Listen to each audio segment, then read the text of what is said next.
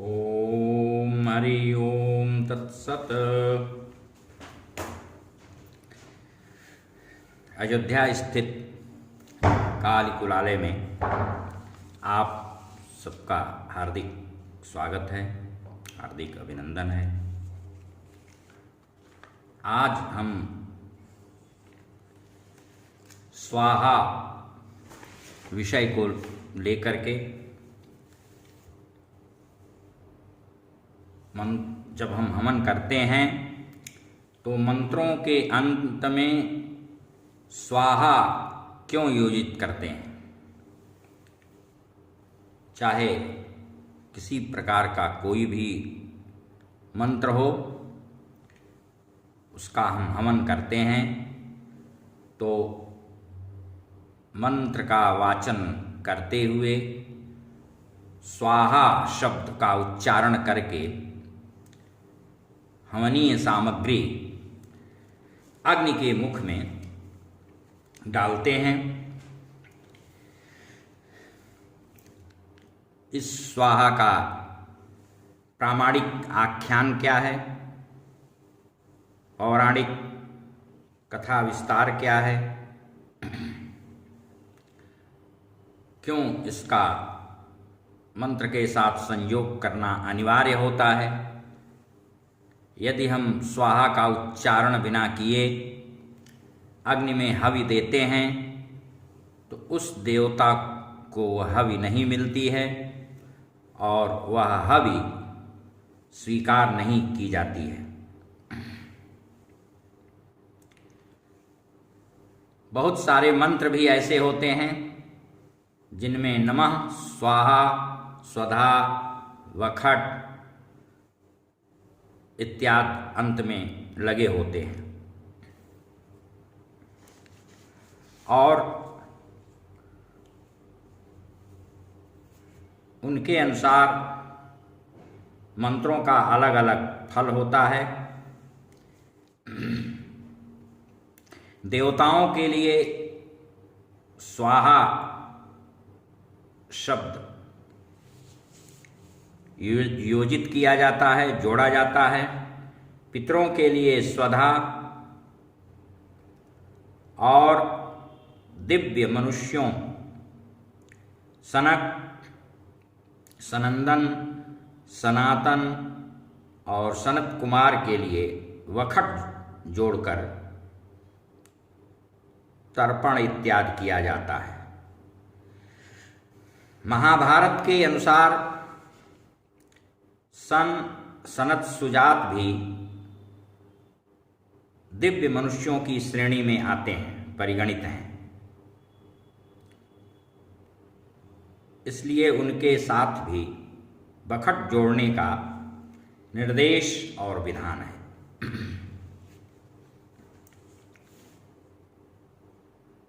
स्वाहा प्रकृति की कला, मंत्र तंत्र का अंगस्वरूप और मंत्रों का फल देने वाली है। सिद्धि स्वरूपा सिद्धा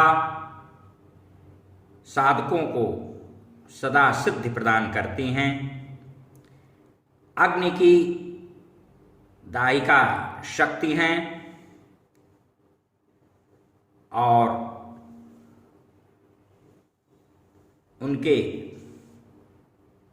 16 नामों के एक छोटा सा स्तोत्र ब्रह्मवैवर्त पुराण में प्राप्त होता है।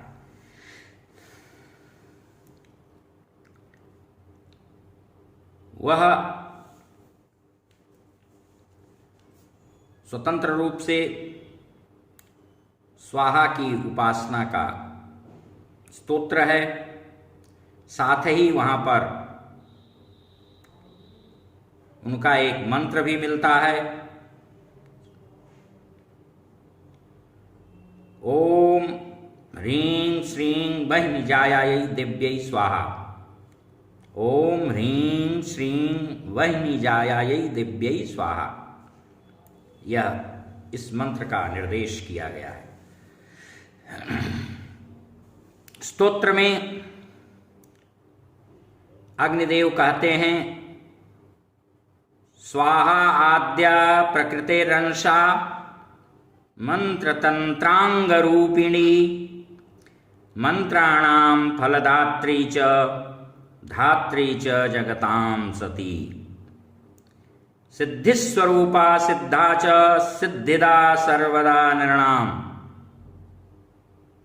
हुताशदाहिका शक्तिस् तत्प्राणाधिक रूपिणी हुताशदाहिका शक्तिस्तत्प्राणाधिक रूपिणी संसार सार रूपा च घोर संसार तारिणी देव जीवन रूपा च देव पोषणकारिणी षोडशैतानि नामानि यः पठेत् भक्ति संयुतः सर्वसिद्धिर्भवेत्तस्य चेह लोके परत्र च। और यहाँ पर फलश्रुति में कहा गया है, नांगहीनो भवेत्तस्य सर्वकर्म सुशोभनम अपुत्रो लभते पुत्रम भार्यो लभते प्रियाम। यह इस स्तोत्र का फल है, फलश्रुति है इसकी। तो आज हम स्वाहा स्वधा और बखट इनको कहाँ और क्यों योजित करते हैं, इस विषय में आपको हम ले चलते हैं ब्रह्मवैवर्त पुराण की ओर।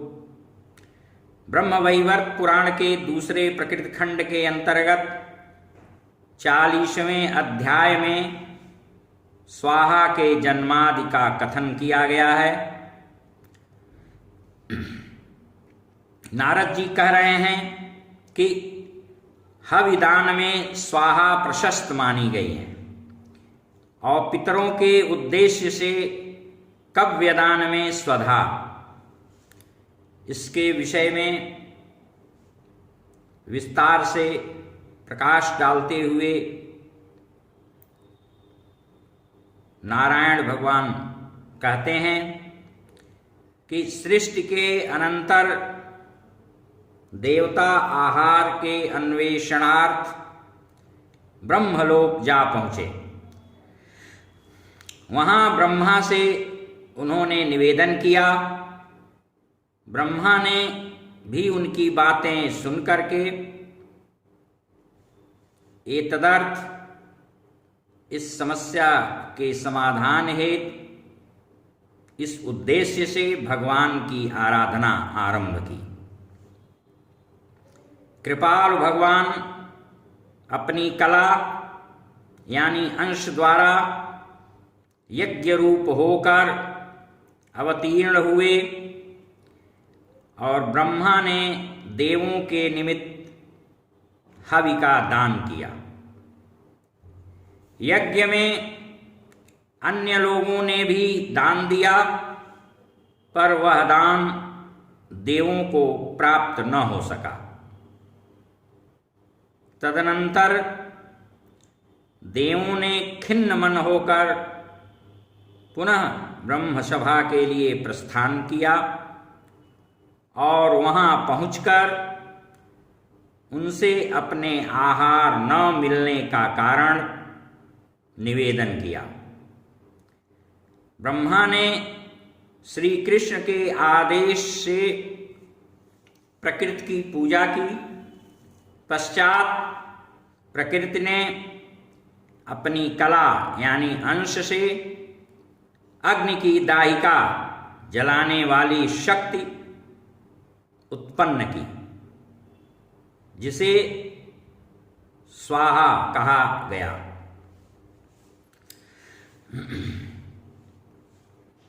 ब्रह्मा बोले,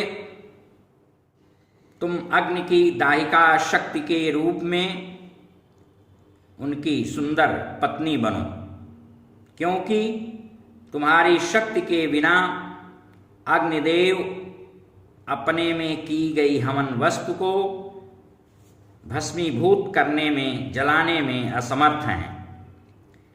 मंत्रों के अंत में तुम्हारे नाम का उच्चारण कर मनुष्य देवों के निमित्त जो हवि प्रदान करेंगे वह देवों को अत्यानंद पूर्वक प्राप्त होगा। हे अंबिके, तुम सबकी नित्य पूज्या बनो। स्वाहा ने ब्रह्मा से कहा कि अभी मैं ब्रह्मैक्य भाव से श्री कृष्ण का तप करूंगी। उन्हें कठिन तप के पश्चात भगवान श्री कृष्ण का दिव्य दर्शन प्राप्त हुआ। चिरकाल तक तप के उपरांत श्री कृष्ण ने अपनी गोद में बैठाकर उनसे कहा, हे कांते, वराहावतार के समय तुम मेरे अंश से नग्नजित के यहाँ नाग्नजिति नामक कन्या होकर मेरी पत्नी बनोगी। हे भाविनी, इस समय तुम अग्नि की दाहिका शक्ति अर्थात पत्नी बन जाओ और तुम मेरी कृपा से मंत्रांग रूप पवित्र रहोगी, यानी मंत्र के अंग के रूप में सदा शुद्ध और पवित्र रहोगी। नारायण देव उनसे इस प्रकार कहकर अंतर्हित हो गए, अंतर्धान हो गए। ब्रह्मा की आज्ञा से अग्निदेव वहां पहुंच गए। अनंतर मंत्र द्वारा उनका पाणिग्रहण संस्कार यानी विवाह हुआ, विवाह किया। पुनः स्वाहा के साथ अग्निदेव ने संभोग किया। तदनंतर अग्नि के तेज को उन्होंने अपने गर्भ में धारण किया और 12 वर्षों तक सुरक्षित रूप से उदरस्थ किए रहीं। अनंतर कालांतर में दक्षिणाग्नि, गार्हपत्य एवं आहवनीय आदि मनोहर पुत्रों को क्रमशः उत्पन्न किया। इस प्रकार तभी से स्वाहांत मंत्रों का उच्चारण करते हुए हविर्दान अग्निहोत्र आरंभ हुआ।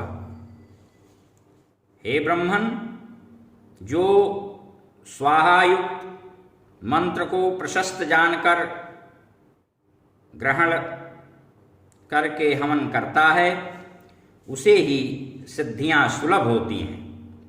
स्वाहाहीन मंत्र कभी भी फलदायक नहीं होते। स्वाहा की उपासना के लिए, उसकी फल प्राप्ति के लिए और भी यहाँ पर विधान बताए गए हैं। कहा गया है कि यज्ञों के आरंभ में शालग्राम में अथवा कलश में स्वाहा का पूजन करके यज्ञ करना चाहिए। यह मंत्र की अंगभूत, मंत्र सिद्धि स्वरूप, सिद्धिप्रद और मनुष्यों को फल प्रदान करने वाली स्वाहा हैं। फिर उनका ध्यान करते हुए उनके पूर्व कथित हमारे द्वारा जो मूल मंत्र है उस मंत्र से अर्घपाद्य प्रदान करने का विधान बतलाया गया है। और अभी जिस स्तोत्र का मैंने वाचन किया उस स्तोत्र के पारायण करने का भी निर्देश दिया गया है। बस आज इतना ही। अगले दिन हम स्वधा पर फिर विस्तार से चर्चा करेंगे। हरि ओम तत्सत। हरि ओम तत्सत।